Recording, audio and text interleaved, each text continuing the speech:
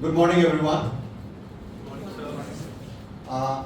Respected Sri Pranamjyoti Goswami, our honored guest,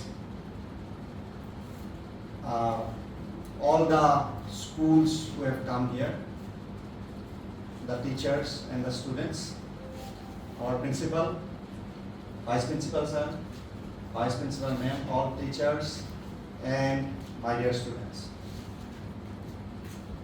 I welcome you all, first of all. That is my job, welcoming you. My job here is to welcome you and to speak a few introductory lines about the purpose of this program. Today, you will appreciate that in the field of knowledge, as in any others, we have democratized to a large extent. Now, what do I mean by that? What I mean is that the role of gatekeepers have reduced. Who were gatekeepers? The older of us will remember that when we used to write in newspapers or we would send an article to a magazine, the editor had the right to refuse our articles, and it may be published, it may not be published. Similar was the case with musicians who would sing, and the big labels, HMV or anything else, they had the power to reject. But today, there are famous examples who have become successful and do not fall in that category. Ed Sheeran is one famous example who had been refused a lot of times, but then he went to YouTube, and you know the rest. The rest, as they say, is history.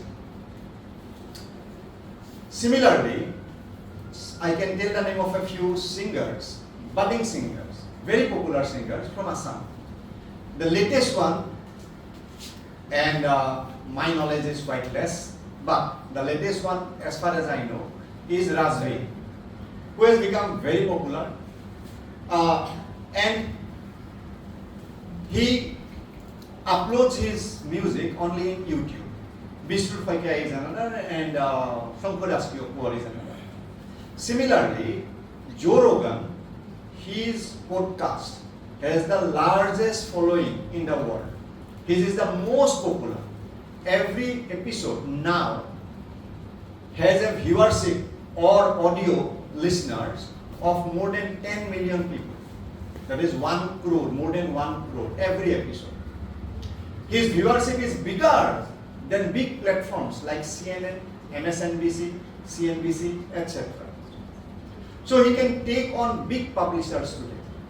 So, is the role of schools. If schools think that our role is to disseminate knowledge, then we will become superfluous.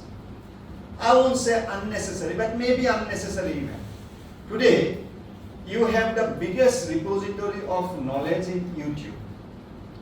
It is all freely available, and if anyone wants to learn anything, video editing, law, literature, poetry, music, learning how to play the guitar, or anything, you can watch those videos and go to online universities. Some online universities are free and some charges very less. So knowledge is no longer limited by some gatekeepers. It is freely available. In this world, what are we? I and you. We are consumers and also creators. We create and we consume. Now in this world, for knowledge, there are no teachers. Those days of the library, physical library, and the role of teacher as a sage on the stage. Now no teacher knows everything. You would ask the teacher, he or she would provide you the answer. Those days are gone. Today, if any teacher thinks that that is the role, they are wrong. They are fast getting superfluous, unnecessary.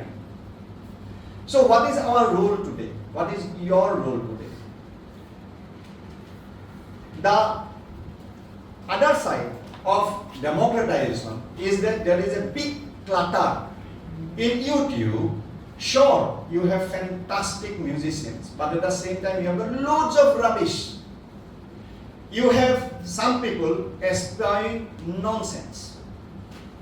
Now, because with certain things like COVID and mass printing of money, deficit financing, the value of money going down, lots of things, the WHO losing some of its credibility, there is an alternate wrong view going around that anything that is said by institutions is wrong. So, when we cannot believe our institutions, we have come to a other extreme that we believe no institution. We do not believe anybody. That is also wrong. So it seems that we need some curation. That's another challenge. How do we get a news? For example, let's say today's news is a boxer has got some problems. She has filed a complaint. The other guy says something. So who do you believe? Do you believe the newspaper? Do you not believe the newspaper? So the question of trust remains. Now how do you trust? One way out is, because what is science? Science is always assumption. Science always changes. We thought Newtonian model was correct, the mechanical model. Then came along Einstein, and no, it seems it's not. It seems there is a quantum thing, we don't know. Maybe electrons are connected millions of light years away. We don't know many things. But so science constantly develops. The scientific method, what is the scientific method? It is we hypothesize, then we try to negate, we try to disprove it or prove it. We can prove it, we accept it as true. We cannot prove, we again hypothesize. Now, who do we trust? We trust those who are ready to show their raw data. Those who are ready to show that data, who are transparent, maybe we can believe them. So the question of trust always remains. Because if we say the earth is flat, earth is round, have you seen? We have not seen earth is round. So do we do everything? Do we repeat everything? It's not possible. Somebody says this medicine is good. Have you tested it yourself? You have not. You believe somebody. You believe a process. You believe that company. You believe the Drug Authority of India who tests every batch and then they say, yes, these chemicals are there. So that question of trust remains. But how do you trust? Who do you trust? So what is the bottom line? The bottom line is critical thinking.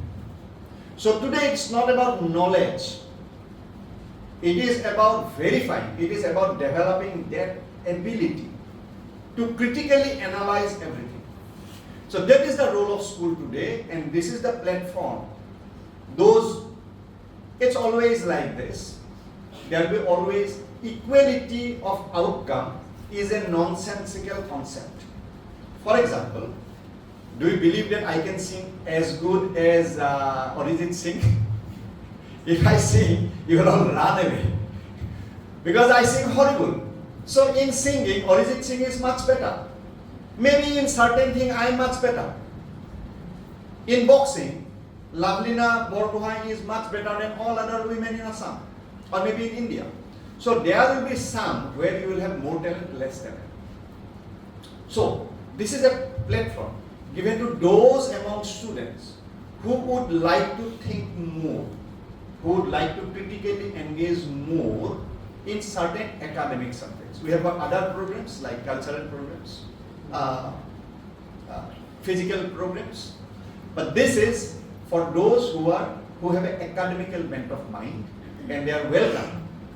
And in this process, are we creating a space for students, for young people to say whatever they want? That is most important. If we do not allow people, that masking thing was so bad, mask, but now we know that was wrong.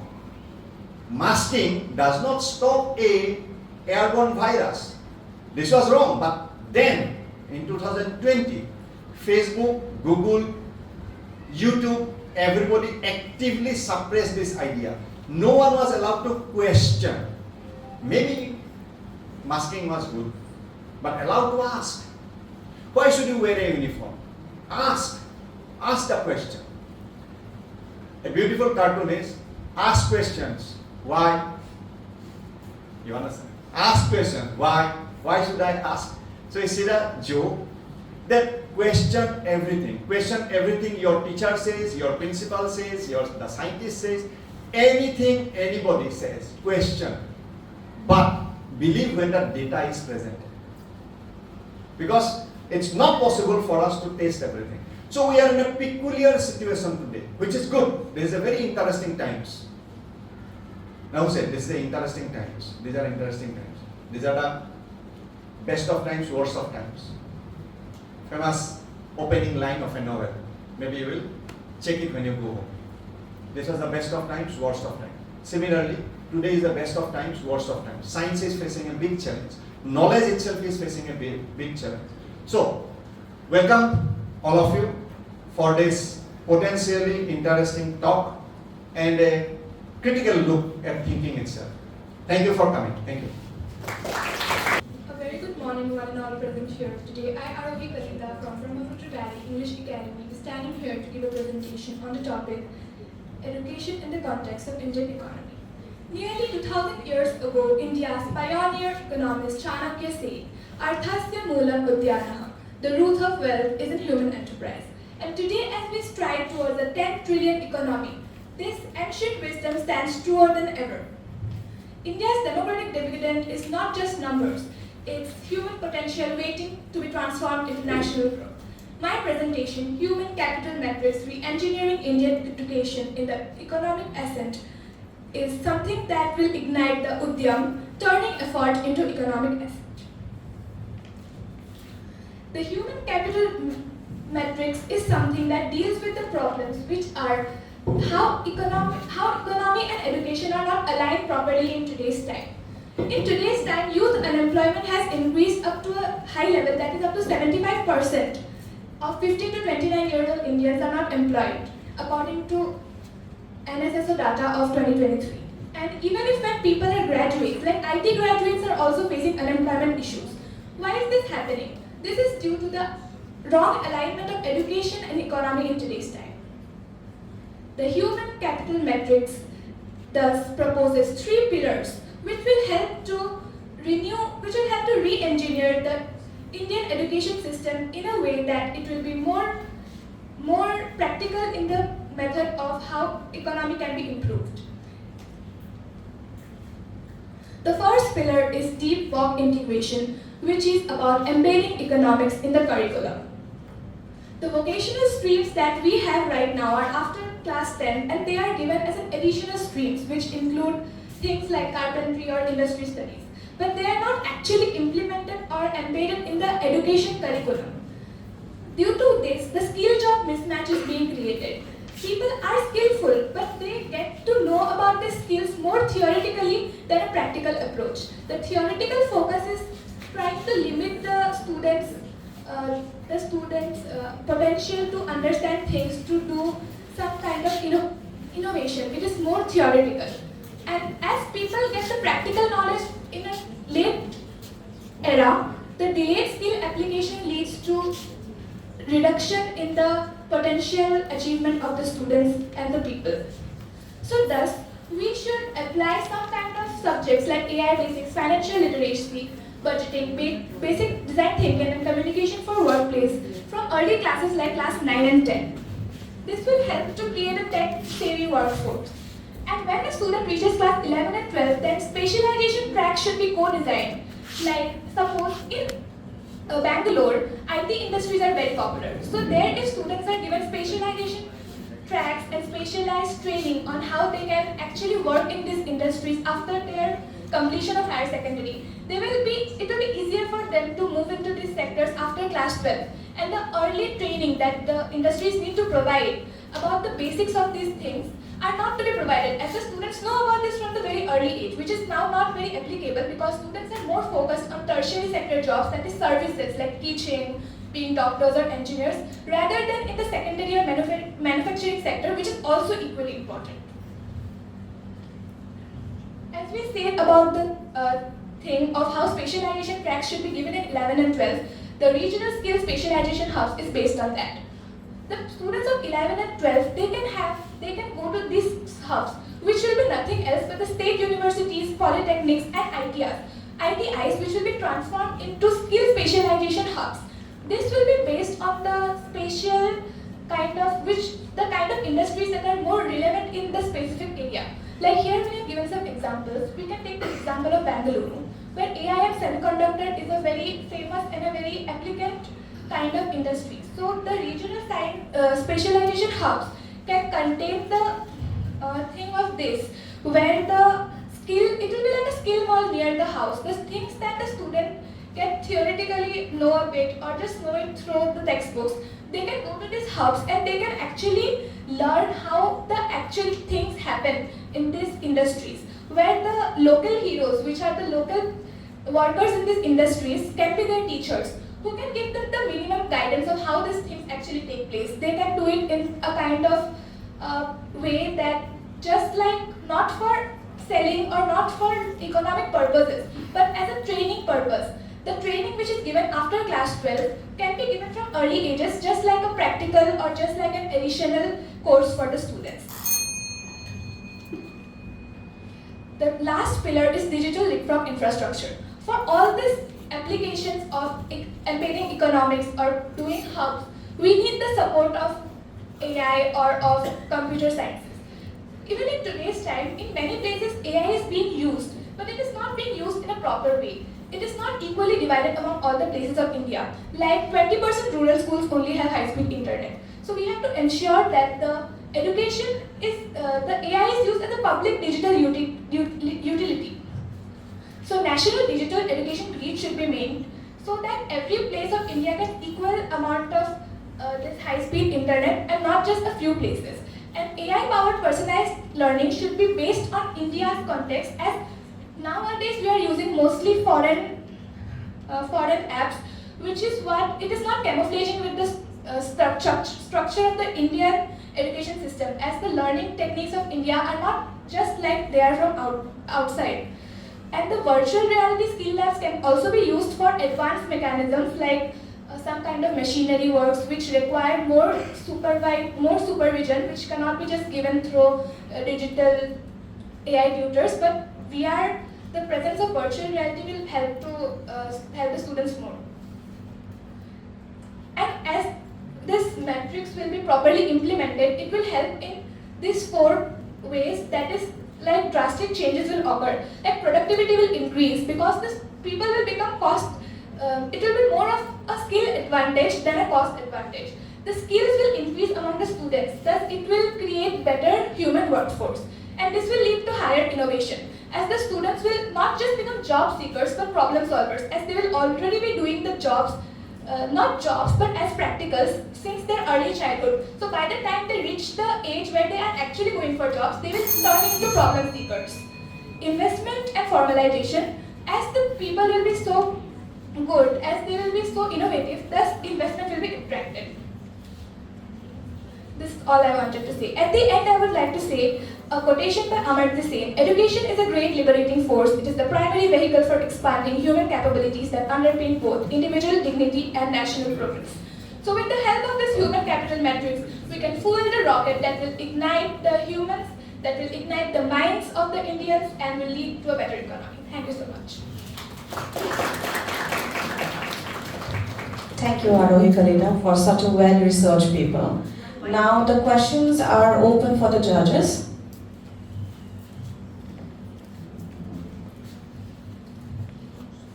Arohi, that was really a nice presentation. I just have one question. What role AI will play in this, which you said that when they will be child, they will be job seekers. By the time they will attain the age of getting the job, they will be already skilled. So what role AI will affect this and this matrix? What role that is going to play? Ma'am, as I proposed 3 pillars, the first 2 pillars are about how economics can be embedded, and the second is about the hubs are to be arranged. although the idea is given by humans, but AI can be an assistant tool. Like even for today's time, if we are researching on any topic, if we use AI, then it can give us all the topics that are related to it on the internet. It will collect it for us and it will arrange in a manner so that we can go through it easily and in a quick manner. So although the students will be having the hubs, they will have local teachers, but sometimes when they want to study a bit more from their own side, not just limited to the syllabus, as it will be embedded in the curriculum, there will be a syllabus. So if the students are more interested, they can use these AI tutors to know more about the topics that they are interested, which will again help them to become more innovative.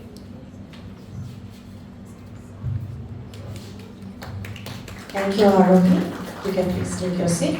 The next school here we have is St. Francis Day School. I request the participant to please come forward and introduce themselves.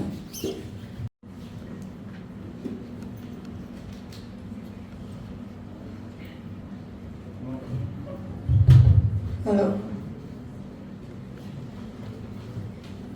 I start in 3, 2, 1. We have come a long way as a civilization, from the Rig Veda and the Som Veds to the world's longest written constitution. From worshipping the moon and the Mars to reaching the moon and the Mars through Chandrayaan and Mangalayan, we have come a long way as a civilization. Greetings everyone, I am Noreen Isha representing St. Francis D. Sale School, Guwahati. And today I stand here to present on the topic Empowering Youth for a Developed India, Viksit Bharat, an initiative taken up by the Government of India to reach the country's potential by the century of its independence in 2047. Did you know that India has a very unique and natural advantage? That advantage, ladies and gentlemen, is our demographic dividend.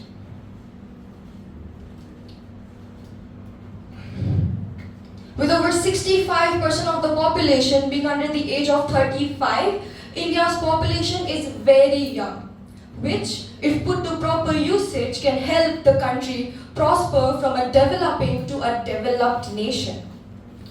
Training the youth for initiatives such as startups, tech innovations, entrepreneurship, consumption, and practical skills can help the vision of Viksit Bharat come to life.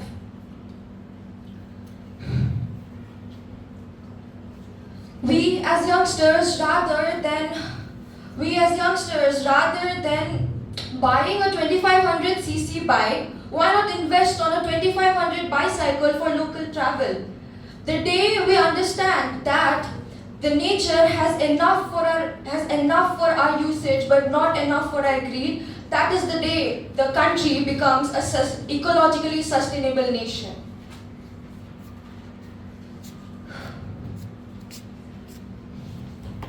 As we have surpassed the People's Republic of China in terms of population, it is high time that we provide educational and healthcare infrastructure for the 1.46 billion population that we are sustaining. Moving on to social inclusion and equality, development is not only about economy. It is about society as well. We claim to build a nation that is socially inclusive. But how can a country be socially inclusive when we still follow practices that discriminates the vulnerable sections of the society, that is the ex-untouchables and the Dalits? How can a country prosper when the women of that country, who are considered to be the epitome of goddesses, do not feel safe in their own country? How can there be citizen engagement when we still discriminate people on the basis of their gender, caste, religion, sex, and language? Ladies and gentlemen, I live in a country where a packet of cigarette which can kill us is sold openly. But when a girl buys a sanitary napkin, she has to hide it in a black polythene. I live in a country where it has been 78 years since the Britishers left, since the white men left. But we still are in that involuntary inclusion of racism.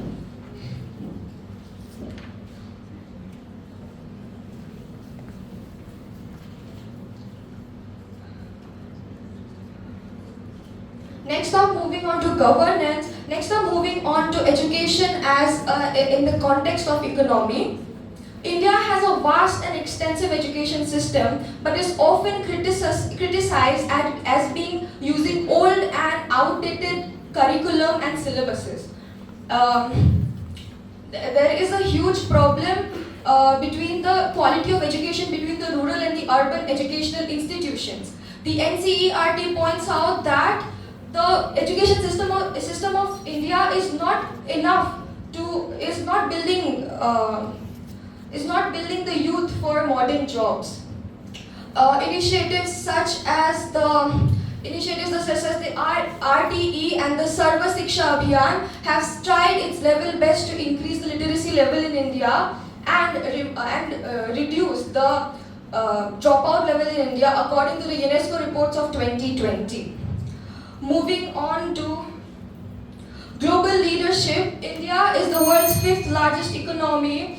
India is the world's fifth largest economy according to the International Monetary Fund and projects to be the third largest by the year 2027. India's UPI, Aadhaar and DigiLocker, those apps are globally appreciated. India is a key player in initiatives such as the Quad, the BRICS and the G20 initiatives. ISRO's Chandrayaan 3 made India the first country to land on the moon's south pole. Initiatives such as yoga, Ayurveda, the Bollywood music and Bollywood movies, and even Indian cuisine has made a great appeal in the global market. Moving on to governance and citizen participation. The dream of Viksit Bharat is to create a strong, developed and inclusive India. But it will not be possible without a good government and citizen participation. In a democratic country like India, the people are not only the receivers of service, but they are also the key players in promoting that service. If you want real progress, the government has to be real. It has to be transparent and honest. It has to improve. It has to involve the people. India will only develop when the people don't have to demand for change. They become the drive to change. In conclusion, I would like to say that the youth of India is not just the hope of tomorrow's economy and development. They are the driving force of today. A stronger India begins with a stronger youth. With this, I would like to conclude my presentation. Thank you. Thank you, Noreen, for such a thought-provoking paper. Now I'd like to request our judges to put forward their questions. Hello. Yeah, it was a good presentation and your voice and your command was really remarkable. I just want to ask one thing, like you have presented in all your PPTs, the slides that where we, India are standing, okay? I just want to ask, after the tenure, when the youth is we are already presenting, and the future, what are the perspective you would suggest to the government, or what are your analysis or your views, that what are the more things accepting this? Chandrayaan is there, Bollywood appeal is there, cuisine is there. Beside that, what will enhance the youth to drive? Where today AI and social media and all these things are more influencing the youth, rather than some academics and going for some other perspectives for building them up. Thank you for the question, ma'am. Ma'am, I believe that as of now that the government is providing the skills and tools and opportunities to our youth, they should continue to do so. And there have been initiatives such as the AI and the Atal Innovation Mission, which have been introduced in schools for cultural and vocational education. So I think that those kind of initiatives should more including AI, those initiatives which are including the AI and technology that will be beneficial for the future of the youth should be should be innovated, should be introduced to the schools and of vocational training, basically. So yeah, thank you, ma'am. Thank you, Navali. So the next school we have for the paper presentation. Greetings to everyone, respected teachers, family of judges, my dear friends. I am Satyam Rai from Army Public School, Nagpur. Today, I will be putting forward my perspective on empowering youth for a developed India, Viksit Bharat, in front of you. My sub-theme is skill development in empowering youth. Now, our country India has a vast and vibrant population, with 65% of its people being under the age group of 35. So now, as you all know, our country holds the potential of becoming a world leader, not by chance, not by choice, but by chance. So how can this be achieved? The answer is through skill development and empowerment. So let us now explore how equipping our youth with the right skills can turn demographic advantage into national strength. Skill empowerment, a pathway to a developed nation, unleashing India's youth potential. As you all know, youth are the future of tomorrow. So, how can their full potential be unlocked? The answer is through skill empowerment. Skill empowerment helps improve our natural skills and to become the best versions of ourselves. With improvement in acumen, we increase our productivity and our quality becomes top-notch. So let us now explore the role of skills in shaping a developed India. India's youth power, a demographic advantage, is as mentioned earlier, 65% of our population is under the age group of 35, a valuable asset, right? So now, how they help in the development of nation, or why are they called an asset? Young minds drive innovation, growth and transformation. What can we do to boost their potential? The answer is skill empowerment and providing them the right skill set. So are we successful in doing so? We shall get its answer in the upcoming slides.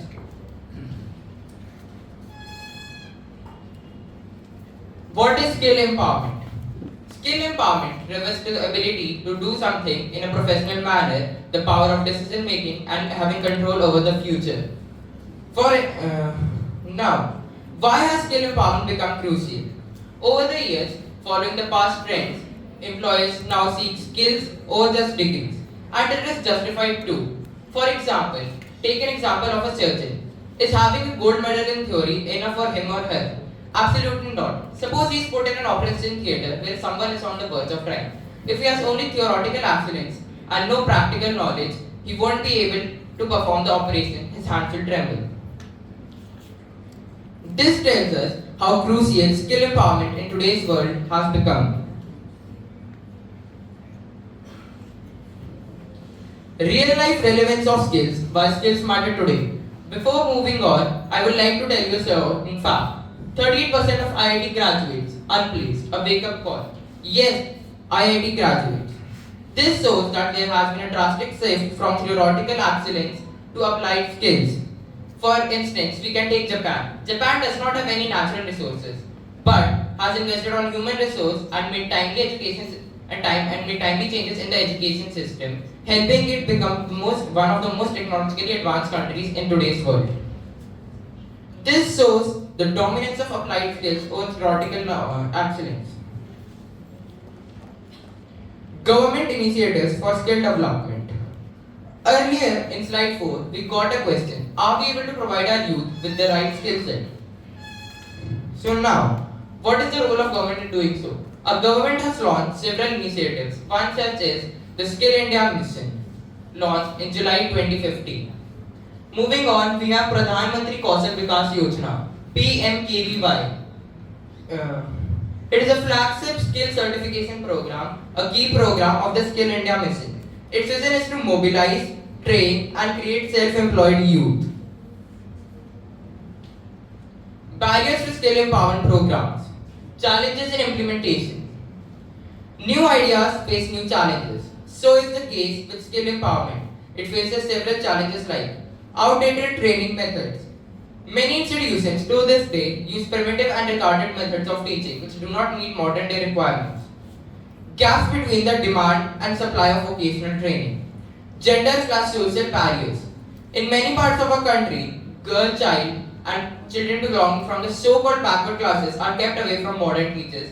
And so you tell me, how will the nation prosper if there is really less participation and no inclusion of girl child? Inadequate infrastructure and rural access issues. Due to low budget/funding, many institutions aren't able to equip modern day requirements required for skill empowerment. Also, youth in the rural areas don't have access to these institutions which teach a particular skill. Bridging the gaps, tackling the skill deficit. Now, the question arises, how can we tackle the barriers of skill development? Raising funds by asking for donations from public or private sectors, expanding access through rural centers, mobile vans, and digital access or online classing, offering incentives and leading campaigns to draw maximum participation, encouraging internships, hands-on practice, learning by experimenting, and introducing new methods of teaching, making changes in the education are the ways which can bridge the gap and help tackle the skill deficit.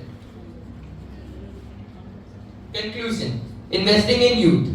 Empowered youth, developed nation. I would like to conclude everything stated above with providing the youth with the right skill set unlocks innovation, stability, and growth. Equal opportunities and right education leads to long-term national success. Final message: a skilled youth today is a strong nation tomorrow. We are responsible for what we are, whatever we wish ourselves to be. We have the power to make ourselves. Swami Vivekananda. Thank you. Thank you, Satyavrata, for the detailed paper presentation. Now I'd like to request our judges to please put forward their questions. Hi, Satyavrata. Good morning, sir. A small question. Yes. Who is a youth according to you? The youth are the people which drive innovation, make changes in our country. Future of tomorrow, sir. They are not present of tomorrow. They are present. Okay. We all are the youth of tomorrow, sir, which will shape the nation tomorrow. Okay. So, according to you, am I a youth?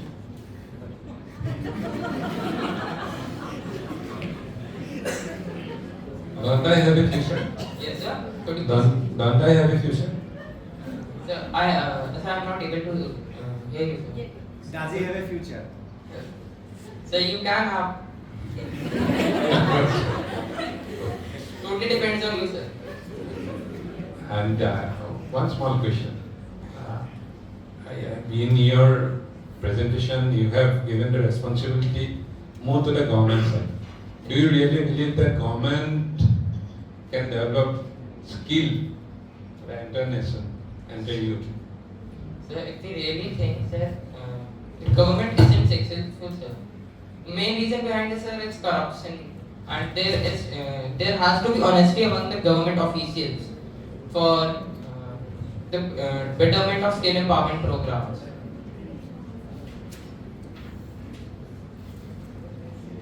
So, and sir, there can be also private inclusion, sir.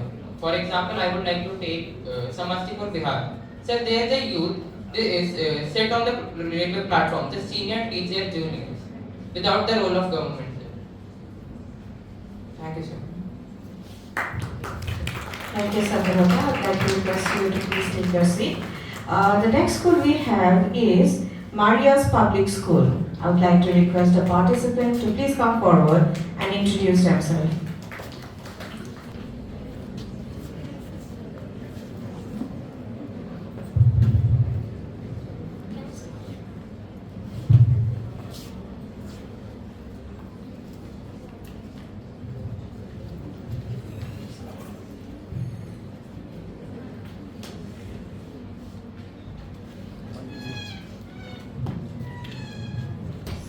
Good morning to one and all present here. I am Meghna Sharma from Maria's Public School, and before starting with my presentation today, I would like to quote the words of our former late Prime Minister Jawaharlal Nehru.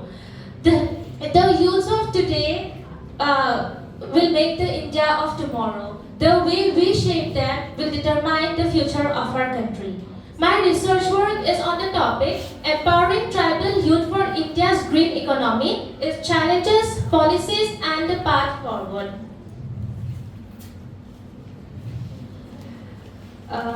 By this, here comes the concept of green jobs. What we mean by green jobs is the kind of jobs which aims for sustainability, keeping in mind of environmental conservation. But it is to be noted that in India, when youths take part in sustainability programs, it is viewed more as a passion and not a profession. The main problem we have in hand is only 8.7% of green jobs in India are held by scheduled tribes, roughly equal to their population share, which is about 8.6% of the total population of the country, and compared as they are overrepresented in forest-based work.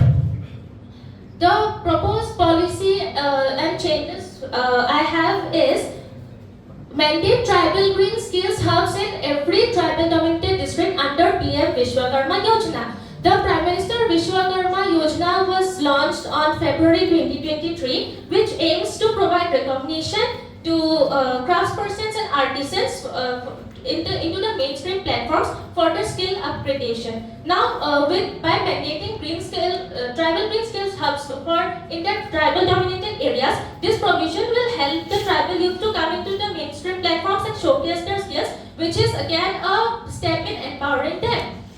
Secondly, legislate quotas for tribal youth in government-funded green jobs and projects. This can be done by legislating a tribal youth scheme to provide subsidized loans to young innovators and ecotourism ventures, which will support local innovators and boost ecotourism revenues. With this, we have legal challenges in front of us, and this can be achieved by empowering National Green Tribunal to monitor inclusivity of green job initiatives. Now, this can be done by the creation of a National Green Tribunal that will consist members from the Lok Sabha, the Gram Panchayats, the members of the judiciary, and also tribal youth leaders who can monitor the inclusivity of green job leaders of green job initiatives around the forest areas. The fourth proposal is to integrate the Prime Minister Janman scheme with targeted green entrepreneurship from tribal youth. The Prime Minister Janman scheme aims to bring tribals and communities into the mainstream platform, and integration of this scheme can be used to provide targeted green entrepreneurship for tribal youths to fund their startups in the initial stage in order to empower them. With this, we also have a lot of socio-economic challenges in front of us, demographic challenges as well as legal challenges, and in order to achieve this, there are certain geographically isolated areas and places in our country, such as the Andaman and Nicobar Islands, who remain very far from the mainstream platforms. So, in order to reach out these programs to these areas, since they do not have adequate opportunities for mobile or internet, we can use radio connectivity in order to reach out these programs to those places. Also, we can set up training programs and materials which often ignore indigenous languages and ecological knowledge. And due to the socio-economic barriers also include high poverty rates in our country, low literacy in some parts, and lack of access to formal financial services which restrict participation, especially from these background communities.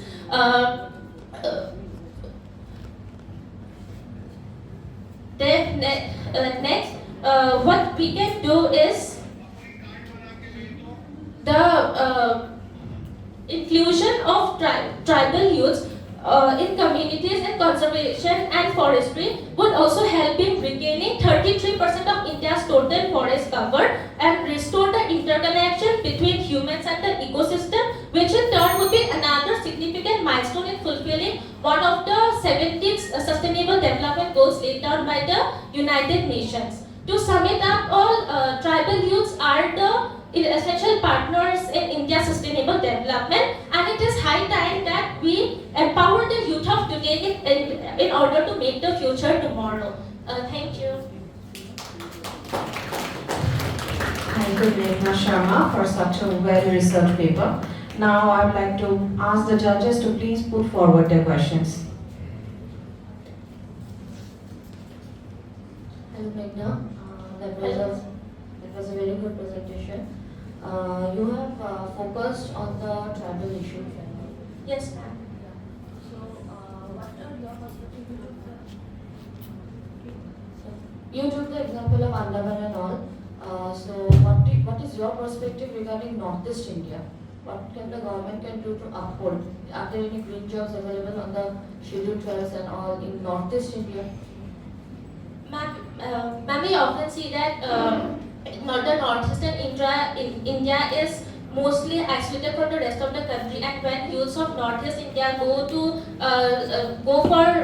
for their higher studies as well as for jobs, they are often seen as tribal communities, which is not exactly true, because the Northeast India does not only consist of tribal communities, but however, we can also provide these tribal students with initiatives such as we can set up skill development programs for them. We can bring them to the mainstream platforms. The Northeast India is filled with such rich cultural diversity that by providing the initiatives I have mentioned, by providing them with such initiatives, with the Northeastern students can come forward into the mainstream platforms and showcase the rich culture of Northeast India. That will also help to empower them.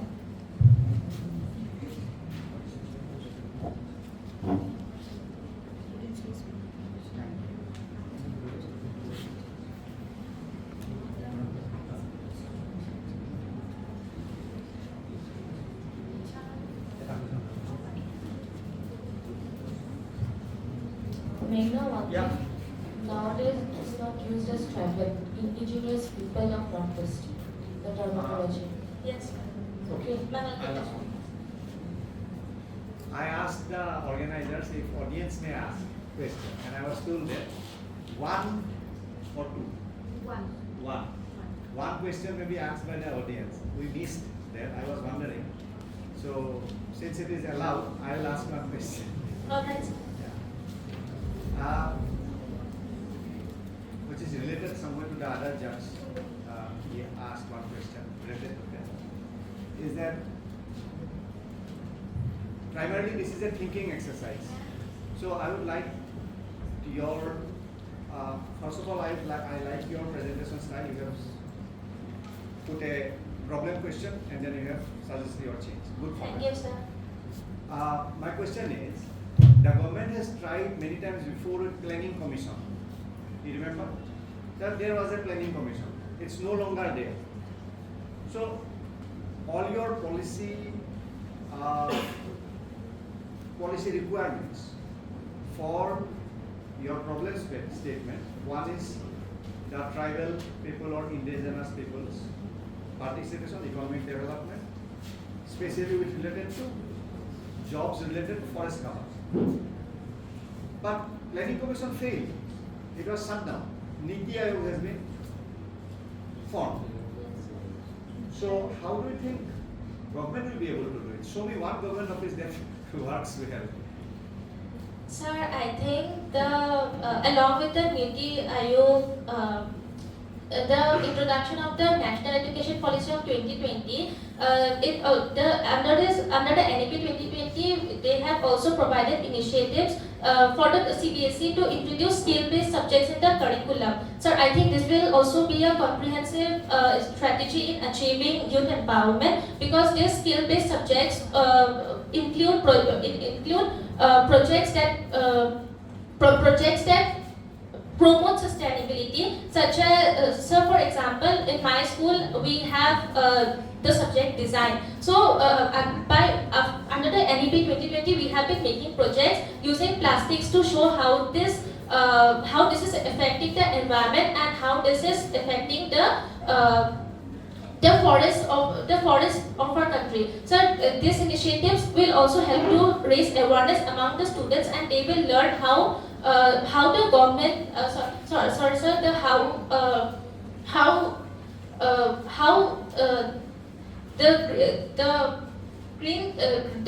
the green job sector, which I have mentioned, how this works in the field, and how we can take measures in order to achieve this. Thank you. Thank you, Meghna. I'd like to request you to please kindly take your seat. And the next school that we have is Faculty Higher Senior Secondary School. I'd like to request the participant to please come forward for their presentation.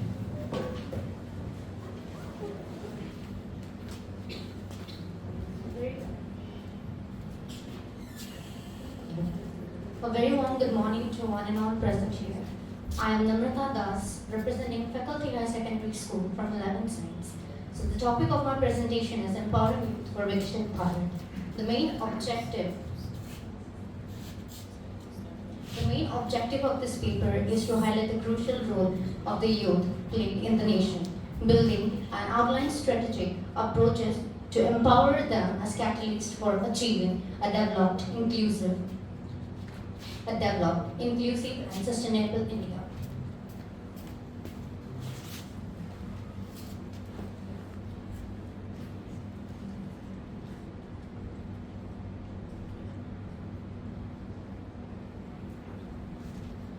Moving forward with the introduction, India stands at the cusp of a demographic advantage.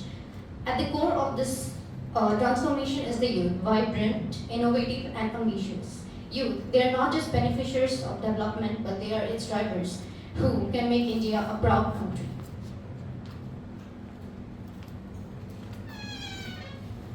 The role of youth in national development. The youth, they are indispensable for national development, acting as a dynamic force for positive changes and progress. Their fresh energy and innovative perspectives and adaptability to new technologies are crucial for economic growth, social justice, and improved governance.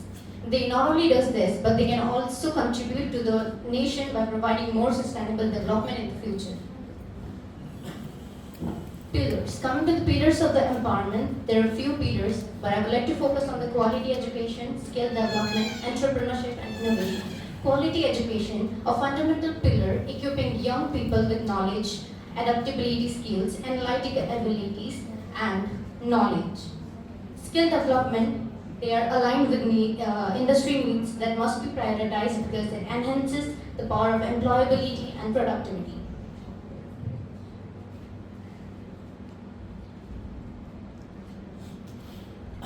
Government has also played a supporting role in improving youth empowerment, and the few key programs are Pradhan Mantri Kaushal Vikas Yojana, Startup India, Skill India Mission, Swami Vivekananda Assam Youth Empowerment. We also get to know that youth, they faces a lot of challenges in the empowerment, and there's a way forward. Challenges that included lack of access to knowledge, education, gender and caste barriers, poverty, healthcare, etc. They also faces with mental health issues and environmental challenges that which can disproportionately affect the youth. Just the way forward, a coordinated approach involving government, industry, and society is essential to overcome all these hurdles. There are few recommendations. Foster inclusive leadership training progress, promote regional entrepreneurship hubs. It also needs to focus on expansion of health, mental health and career counseling services. By the end of my topic, I would like to say, empowering youth is not just an isolated initiative, it's a comprehensive national mission. India's future is a Viksit Bharat, shaped by how effectively it enables its young population to lead, innovate, and serve. The nation's future lies in nurturing this energy for purposeful action. With this, I would like to conclude my speech. Thank you. Thank you, Namrata, for that well-researched paper. Now I'd like to request our judges to please put forward their questions. Thank you, Namrata. I just want to know what do you mean by initiative? Sorry, you can please. You have mentioned that there are initiatives taken by government, right? So what do you mean by that? Initiatives in the sense that the youth, they act as a helping hand so that the youth can focus on development future with the help of the government. I have one question, Namrata. You being a youth, you consider yourself as a youth. What will be your contribution in the country to make it a developed nation as a youth, and what would be your initiative there as an individual, not relying on the government? Thank you for the question. As being a youth, I would like to develop my skills so that I can serve my nation, working on my education, working on my knowledge and abilities. That's all. Thank you, Namrata. I would like to request you to kindly take your seat. The next school that will be presenting the paper is Sai Vikas Vidya Niketan. I would like to request the participant to please come forward for the paper presentation.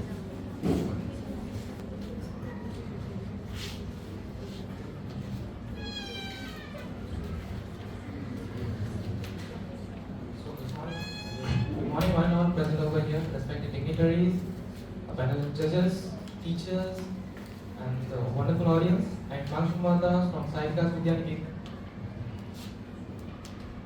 I'm standing here to give a presentation on the topic empowering youth for developing India Viksit Bharat on the sub-economic growth and global leadership. So let's begin. So youth are the leaders of tomorrow, the change makers of today. India having 65% of the population below the age of 35, having the largest youth population in the world. Fueling the future for economic growth. The youth are crucial drivers for economic progress. So how can this happen? So first is skill development. Just having money is not enough. We should know how to make the right use of money. Similarly, just having... So sorry for the inconvenience caused. So let's continue. So skill development. Money, only having money is not enough. We should know how to make the right use of money. Similarly, just having the largest youth population is not enough. They should be accompanied with proper skill, knowledge and technology. And it's always obviously the government should take the initiative. Next, entrepreneurship and startups. Promoting entrepreneurships and startups is also one of the important aspects. It not only generates employment, but also it nurtures the culture of innovation. Next, tech startups. We all are familiar with Swiggy, right? So tech startups are like a part of day-to-day life nowadays. Inclusive employment. Developing only the urban areas is not the only solution. We should also develop the rural areas, which include the youth from rural areas as well. So next, roadmap to global leadership. How to make India the global leader? To make India the global leader, it has to take some bold steps. First is innovation hubs. These are required to foster creativity among the students, like research centers for AI, software engineering, information technology, data science. These are, nowadays, the world is the world of technology, so we need this. Next is cultural exchange. Programs that showcase the rich heritage of India. This can help in building soft power among the nations. International collaboration. Collaboration with global universities and companies can help us learn new skills, and learning is a never-ending process. Next, agriculture and youth. Agriculture, it's not just a primary activity. It's a traditional system that we are following from years. Agriculture is a major part of India, so we have to develop this as well. So some steps are agri-tech startups. Government can promote agri-tech startups and make the use of technology in agriculture. Smart and precision farming. We can use drones and sensors to increase yield per hectare. Entrepreneurship and agribusiness I have already discussed. Government has to initiate entrepreneurship and agribusinesses because it not only generates employment but also nurtures the culture of innovation. 2 minds, 1 mission, empowering India. Let's look into the visions of 2 visionaries of India. First is Ratan Tata, the famous industrialist and philanthropist. His contributions to numerous sectors such as healthcare, education are unmatched. He believed that youth are the futures of tomorrow and the responsibility to develop it lies in the hands of youth. Next is APJ Abdul Kalam. Who doesn't know him? The 11th President of India, the Missile Man of India, the genius scientist whose words still continue to inspire millions. He believed that youth are the architect for the better India. Next is seeds of innovation. The youth are already changing the game. Some examples are Trishit Arora, the founder and CEO of Tech Security, a cyber security company. Arjun Deshpande, founder of CEO and generic Aadhaar. Now, what are the government initiatives that are taken? First is Viksit Bharat Young Leaders Dialogue. It's a platform where young Indians can share their views. National Education Policy NEP 2020. It aligns our syllabus with skill development subjects and methods of cognitive and critical thinking skills. Next is Startup India and Digital India aims on positioning India as an innovation hub. Empowering youth and in science and innovation is also important as the modern world is the world of technology. With this, I conclude my presentation and I welcome your questions. Thank you, Himanshu Das, for that wonderful presentation. I'd like to request the judges to please put forward their questions now.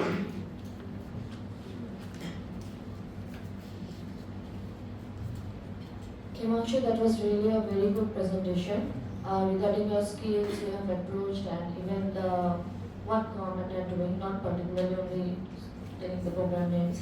I just want to ask something like, at your age, the youth, okay, what are the skills the schools can initiate which can help them for the future or getting up jobs or something? The school level, I say it at the school level, I want to ask that. What initiative the schools can take? Skills, courses or something, rather than just academic courses. School can introduce programs for AI, coding, so that these are useful in our future.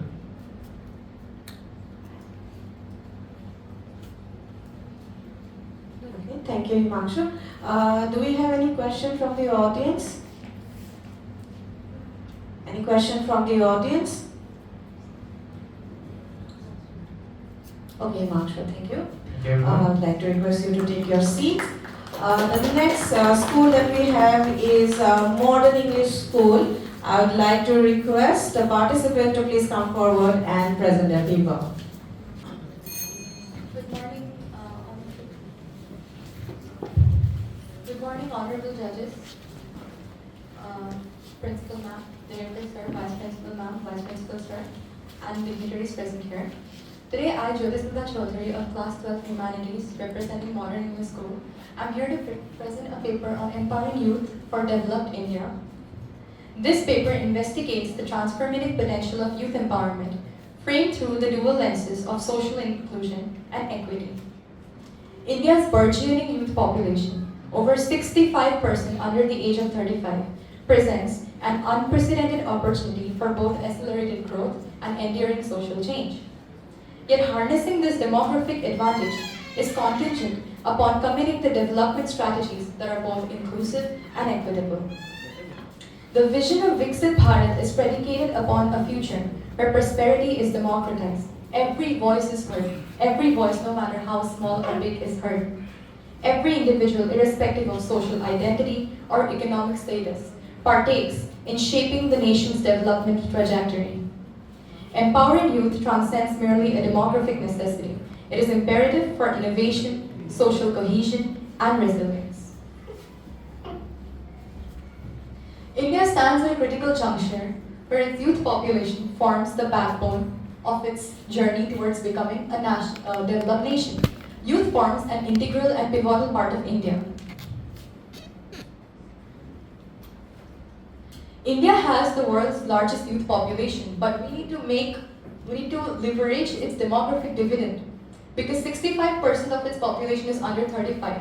But despite having such a massive amount of its population as workforce, what is much more important is productively and efficiently utilizing this workforce in order to develop the country, because youth empowerment is a strategic priority. Now, the concept of social inclusion and equity. Social inclusion refers to proactive efforts, affirmative action, which guarantees equal opportunities and provides a participatory and inclusive society for every strata and every element of the workforce to thrive and exist. Equity, which is a complementary concept with social inclusion, acknowledges the entrenched social and historical barriers that are dug deep into the society, calling for tailored interventions to level the playing field, particularly for youth facing compound marginalization due to caste, gender, geography, or disability. In a diverse nation like India, achieving social social inclusion demands nuanced, context-sensitive strategies attuned to disparate realities, rural, urban, tribal, as well as mainstream. Now here are the few challenges in inclusive youth empowerment: the digital divide. We have technological access, but digital literacy, it remains a big problem. While urban people in urban centers, they are enjoying better resources, they are enjoying better technological benefits. On the other hand, their rural counterparts suffer very, very badly. Quality education, it still remains a privilege. Infrastructure, teacher scarcity, outdated curricula, all of these exacerbate learning gaps. Unemployment remains a huge issue in India because there is a huge disparity between the employment, the academic training, and the industry needs, which further perpetuates economic and social vulnerabilities. Systematic discrimination, social discrimination. There are deep-rooted gender biases. When we talk about opportunity, when we talk about equality of opportunity, we are talking about cerebral opportunity for everybody. Deep-rooted biases, which include gender, caste, religion, they continue to restrict full youth participation, particularly for young women, Dalits, minorities. These people are ostracized, they are shunned, they are cornered regularly, and no amount of initiative is helping them uplift and elevate their social condition. Lastly, we have mental health neglect. There is such a huge taboo that is surrounded around mental health, psychosocial support, which hinders well-being, aspirations, and engagement. Now, there are numerous government initiatives which have been implemented to address youth empowerment inclusively. Skill India Mission, elevating of youth employability through vocational training. Digital India expands digital empowerment and bridges the technology access gap. Startup India, National Youth Policy, PMKVY, and NEP 2020, and so on. But while we have so many initiatives in place, why is it that India is still struggling? Why is it that the rural population is still yet to develop? It's because these initiatives, they often fall short due to patchy implementation, fragmentation, inadequate reach among most disadvantaged. Education is the cornerstone of empowerment. Vocational and soft skills training, inclusive localized curricula, all of these play a very important role in fostering the education and promotion of development in the country. Empowering youth requires multi-layered grassroots strategies. The establishment of local governance and It needs to make people in grassroots level, in rural areas, feel that they are also part of the democratic and political processes of the country. Lastly, empowering youth with social inclusion and equity is essential for Viksit Bharat.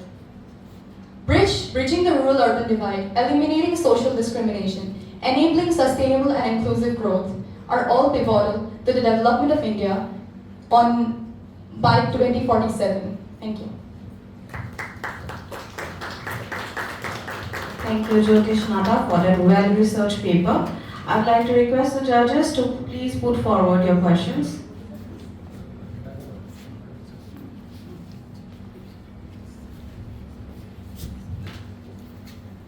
Jyotish Nata, that was really very researched paper. Actually.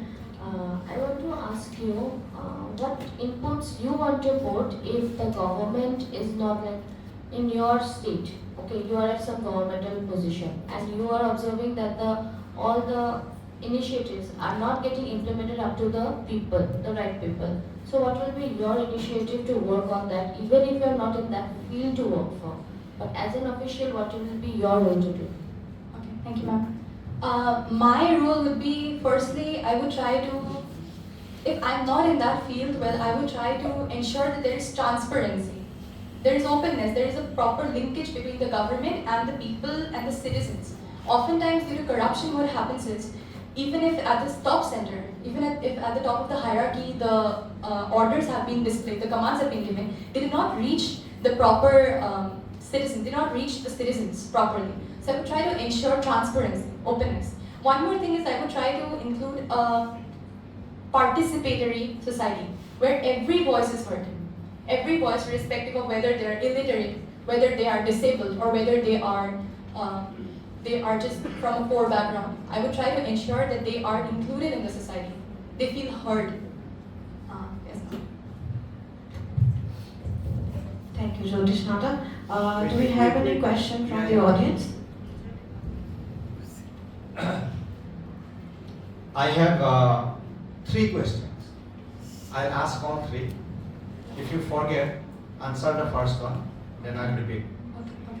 So, before placing the 3 questions, I am creating the context within a minute or 2. One is, all of you have said, because this is backed by data, of course this is census data, not very updated because this is based on 2011 census. After that, but however, the educated guess, I would say, is that 65% are below 35. But this is mostly young people, they work, so they are called demographic dividend. But in our case, are they demographic dividend or liability? And famously Murali Karthik said that 60-70% or 90% of our graduates are unemployable, they are not trained. We can train you. No, they are untrainable. Not even, they are so badly trained that they are now untrainable. Long back, he passed away. He was the founder, president of NASCOM. That is the context. So, my question is, when we are talking about equity, because if we do not know our aim, we will not be able to implement it. So, what is our aim? Is it equity or equality of opportunities? Because equity means equality of outcome. And outcome cannot be equal. Or in a class, everybody would get 99%, everybody would be fast. Everybody cannot be fast. Everybody cannot be Usain Bolt. So there cannot be equality. But there has to be equality of opportunities. How do we do it? My second question is, what do you mean by development? We are talking about money, but other issues are also there. So what is development?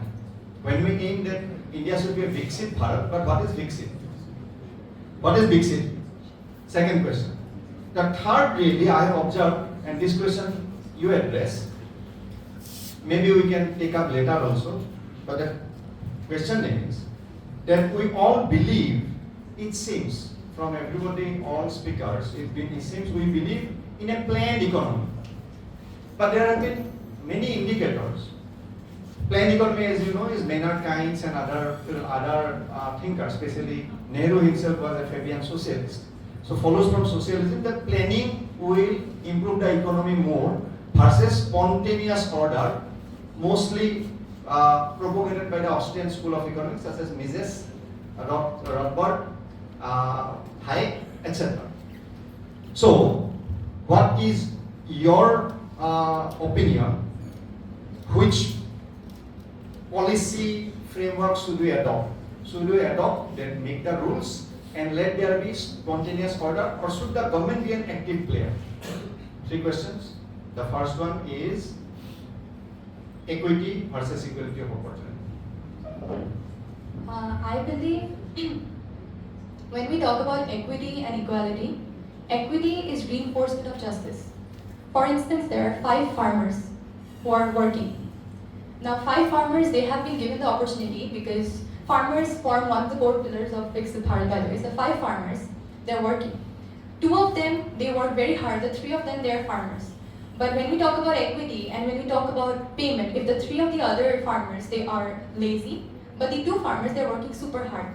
When the time for salary comes, if we give same salary to all the 5 farmers, it would not be reinforcement of justice because it would be injustice to the other 2 farmers who work super hard. So when we talk about equity, equity is reinforcement of justice. Equality is leveling the playing field. But for equality to exist, equity needs to exist. If you remember second question, or shall I repeat? What is development? When do you call a country developed? Sorry, principal has told me I am allowed to ask only one question, so maybe later.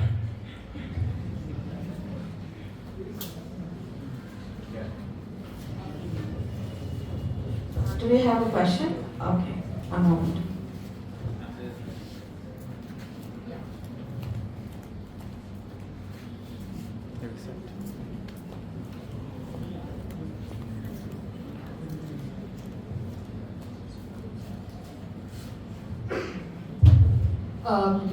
Good afternoon. So, a wonderful speech, madam, but I wanted to ask about, you mentioned about industrializing youth voices, which didn't specify on how the institution and the foundation of that would work.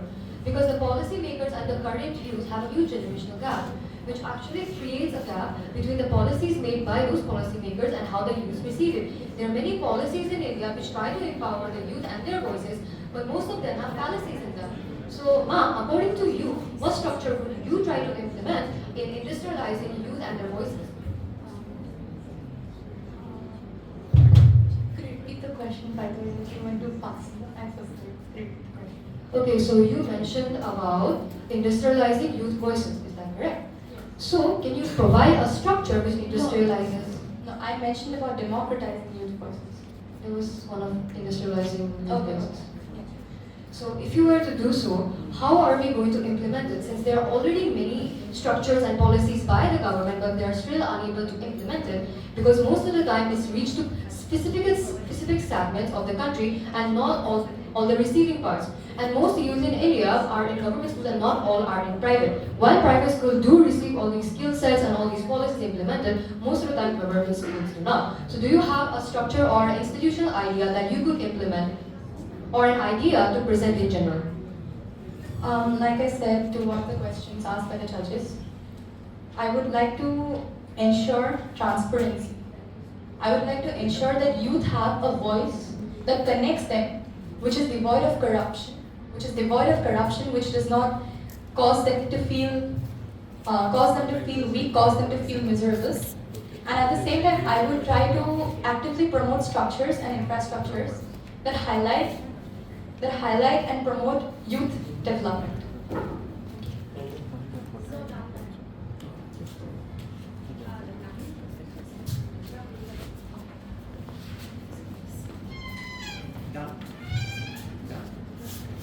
Thank you, Jyotish Madam, for answering the question so briefly. With this, we have come to the end of the paper presentation. I would like to request our honorable judge. I request my friend Goswami sir, come here and say something. Thank you, Principal Ma'am. Thank you.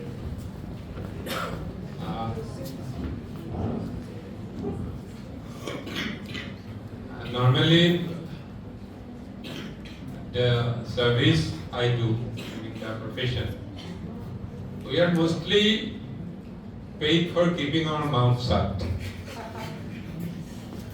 We need to listen to commands, we need to obey them. So that's why whenever I stand for speaking something, that too in front of audiences like you, I always falter. Once a great man of India, he conceived 3 times. But that, I think. Mahatma Gandhi, when he was speaking in South Africa, he couldn't speak. He was telling, I conceive, I conceive, I conceive. Then the famous joke came, Mahatma Gandhi conceived 3 times, he never gave birth to one. So, I will limit my speech very few. Yeah, the topic selection was excellent. You all did excellent job. You spoke well. 2-3 observations. Basically, some of you most probably because of the word Viksit Bharat, you got struck to the 2047 Viksit Bharat concept. I thought it would include the holistic way for this development, how it can be achieved. Of course, some of you did it very nicely, but I saw that India's this flagship programs and all, it came into your presentations a lot. No harm done, it was fine. But one thing I am saying, 2-3 presentations. Whenever you are doing a PPT should be just a helping aid to your presentation. Whatever you write, if you speak also that thing, that is not required actually. Whoever is listening to you, I won't use the term judging. Whoever is listening to you, he will just see the bullet point and you will explain. So that is my viewpoint, of course. In some cases, of course, when you are presenting data and all, this PPT definitely helps. So it was a nice morning. I really appreciate the effort of the school. When we were students, we used to take part in a lot of extempore speeches, then debating competition, and other such competitions where you need to speak. But when my kids, of course both the kids, they crossed the school level, I haven't had much that these things are happening in schools. So I wish that this lecture series would go on, and in next editions or in future courses it may attract the students from rest of Assam also. Maybe it will grow to a pan-Indian affair also. I personally thank Jonali and Pankaj, both of them are very dear friends to me. And thank you all for participating in such a fine and very beautiful morning. And I wish that as the day progresses, the rest, I think 2 more programs are here. So that will also meet the expectation of the organizer, and you will, I am not, of course, it's, I am not aware whether these things are happening in schools, but I learned that this somewhere, there's such type of research-based things or where the students need to present themselves. It's in a slightly lower way, I hope. Because as you grow, as you will enter into the Bikasit Bharat, so we will have to have a lot of leaders. And normally leaders will have to talk. And they will have to talk sense. So thank you very much, and I wish you all a very bright future.